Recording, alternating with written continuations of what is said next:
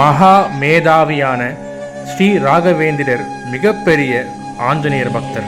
தனது ஜீவசமாதிக்கு அருகில் ஒரு ஆஞ்சநேயர் சிலை இருக்க வேண்டும் என்றும் அந்த சிலை எந்த கல்லால் செய்யப்பட வேண்டும் என்ற அளவிற்கு ராகவேந்திரரே முடிவு செய்தாராம்.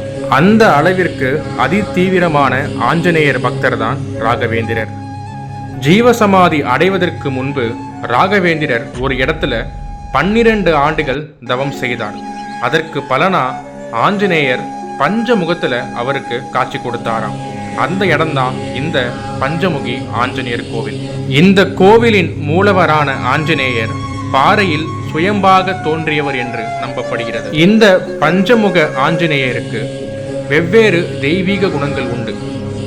ஆஞ்சநேயர் பக்தி மற்றும் விசுவாசம், நரசிம்மர் வீரம் மற்றும் பயமின்மை, கருடன் தடைகளை நீக்கும் வல்லமை பெற்றவர், வராகரை வழிபட்டால் செல்வம் மற்றும் செழிப்பு, ஹயக்ரீவர் கல்வி மற்றும் ஞானத்தை வழங்கக்கூடியவர். இந்த பஞ்சமுகி ஆஞ்சநேயர் கோயில் மந்த்ராலயம் ராகவேந்திரர் கோவிலில் இருந்து சுமார் 20 கிலோமீட்டர் தொலைவில் அமைந்துள்ளது.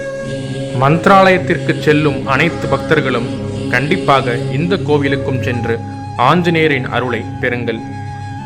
ஸ்ரீ ராகவேந்திரர் உடைய குருவான சுதீந்திர தீர்த்தர் உட்பட 9 குருமார்கள் ஒரே இடத்தில் ஜீவசமாதி அடைந்த நவ பிருந்தாவனம் இடத்தை பற்றிதான் அடுத்த பதிவில் விரிவாக தெரிந்து கொள்ள போகிறோம்.